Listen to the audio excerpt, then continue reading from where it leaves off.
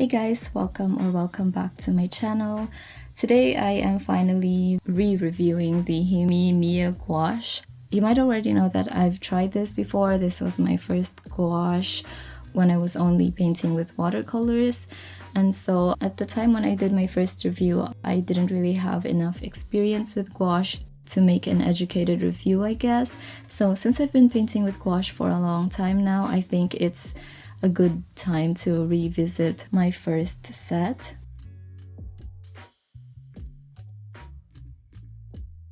And the first thing I'm going to talk about is the price, because I was really surprised at how inexpensive it was compared to my Holbein gouache, which is what I've been using mostly. So I paid around 500 pesos for this, and that's about 9 or 10 US dollars. To put it in perspective, that would be how much I would pay for 2 of my Holbein gouache tubes, and both of those tubes together would be around the same amount of gouache as in one of these little containers of the Miya ones. So it's so inexpensive, and also it comes in this whole package that is more useful. When you get the smaller Holbein tubes, that's all you're getting, but with this one you get the container where you can keep all your different colors, and also one big mixing palette, which is extremely useful when you're painting with gouache. So I was really impressed with the price of this one. I actually don't think it was this inexpensive when I first got it. Maybe I got a better deal this time, but yeah, that is what I paid for my set. Unlike the first time I tried the set too, I just fully opened up the containers.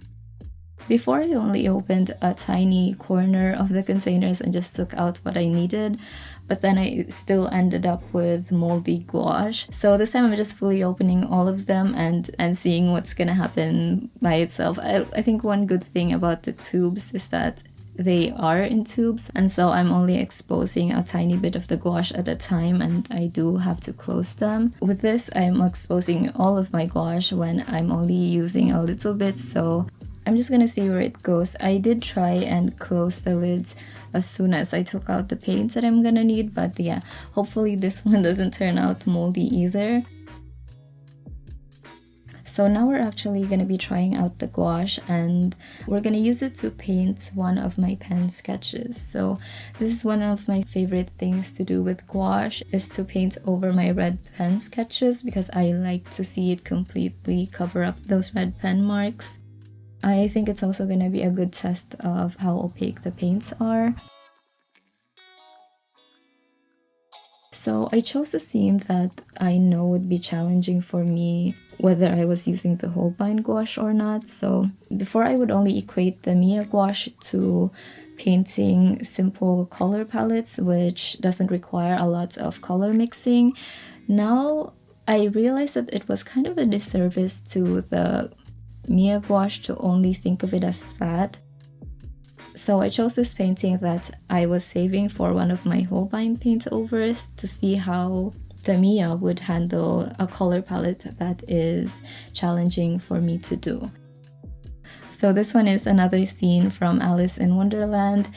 I just love the cool grays in this scene, and that's one of the hardest color palettes to go with, at least for me personally, to paint, so that's what I am doing today.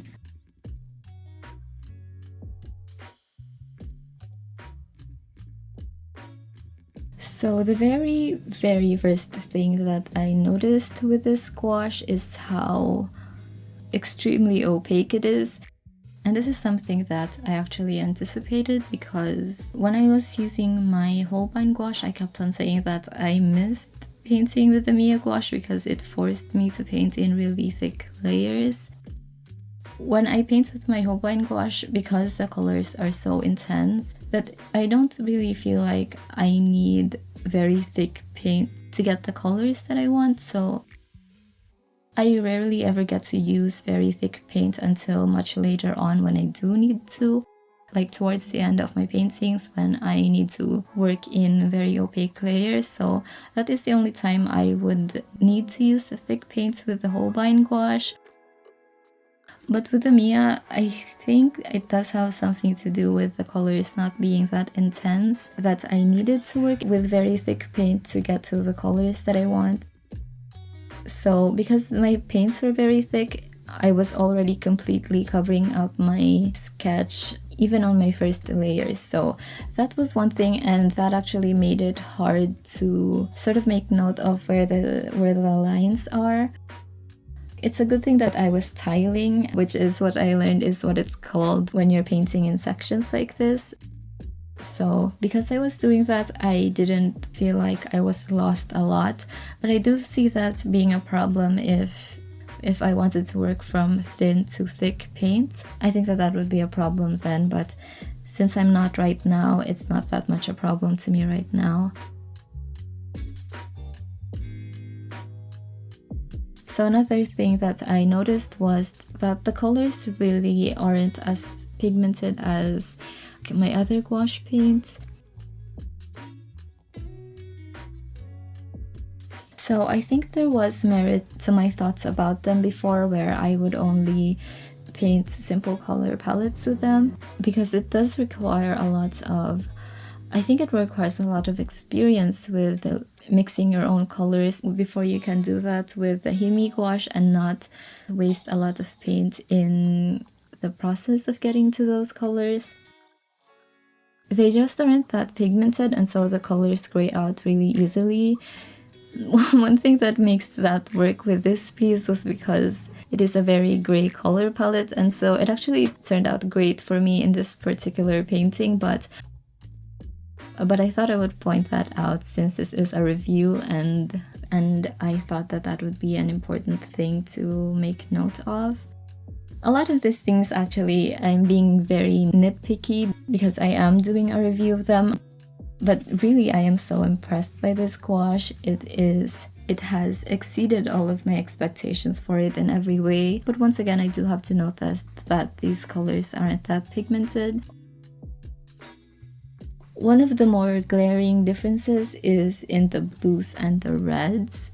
With my holbeins, if I were painting skin tones, I would have to be extremely careful about those reds and blues, because those colors are so strong and so pigmented that I would have to be very careful if I wanted to use them for skin tones, and I do most of the time. So usually I would have to get them in a watercolor consistency and just take out the tiniest amount of that if I wanted it to just tinge my existing skin tone mixes. Because if I don't, it would be so easy to disrupt all of my colors to them. They're just so strong in that way. And the red especially, I've gotten a lot of comments about just how strong that flame red in the Holbein set is. But with the Miya gouache, I was so fearless about using the reds and the blues. The blue especially came out so handy in this piece. It sounds like colors not being too pigmented would be a bad thing, but that's because it is usually, but for this time it actually turned out really well for me, because I could then use the blues to add the tiniest tinge of gray to my skin tones, and I can do the same thing for the reds. So I actually had a great time painting this piece with the Miya gouache, and I didn't feel like I was being held back at all by the paints. They were just gouache to me, and I love painting with gouache, so that's what I was feeling while I was doing this.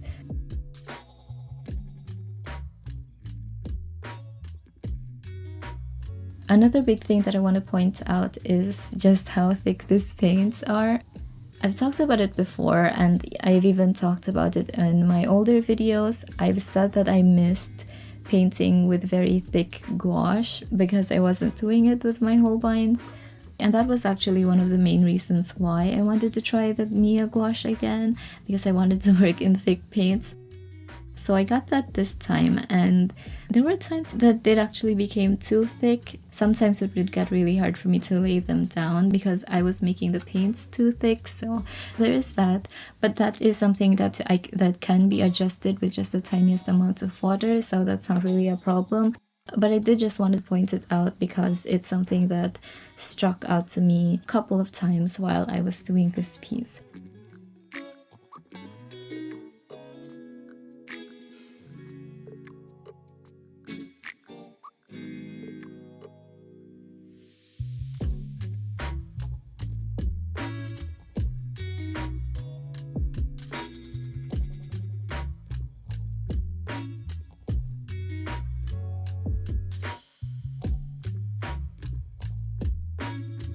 And so now I wanted to talk about my favorite things about this gouache, and that is how it reactivates. So the second day I was doing this, I thought that I would need to work with fresh paint because I didn't expect this to reactivate as well as my holbeins. But I thought that I would just rework the dried paint that was already in my palette, because it was already there and it was so thick. So I just dropped some water in my dried paints, and I was so happy to see that it worked almost as well as if the paints were fresh. I was so excited to see that because I tried one gouache that didn't reactivate as well as my holbeins, and that was the Talons gouache. It just felt like once those paints were dry, it was almost like working with plastic, how it reactivated. It wasn't hard to soften it up in any way, but the texture completely changed. And it wasn't the same paint that I was working with while it was still fresh. So I'm so happy to say that the Holbein gouache performed extremely well in that area, and I loved working with the paints that have already dried in my palette by just adding some water in them. So I was really impressed by that. Actually, by the piece in general, I was just so impressed by HIMI MIYA gouache. I did have a lot of comments about it because it is a review, and I just thought that I would make note of the things that stand out to me.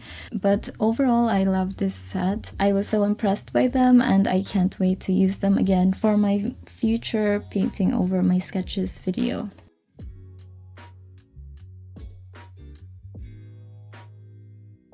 So that is it for my updated review on the HIMI MIYA gouache. Thank you guys for watching, and I'm sorry about this one taking a lot longer than before, but I am already in the process of updating my laptop, so hopefully editing wouldn't be as much of a pain as it has been in the last month. So thank you everyone for watching. Thank you to my patrons for supporting me. You guys are the absolute best, and yeah, I will be seeing you guys again soon.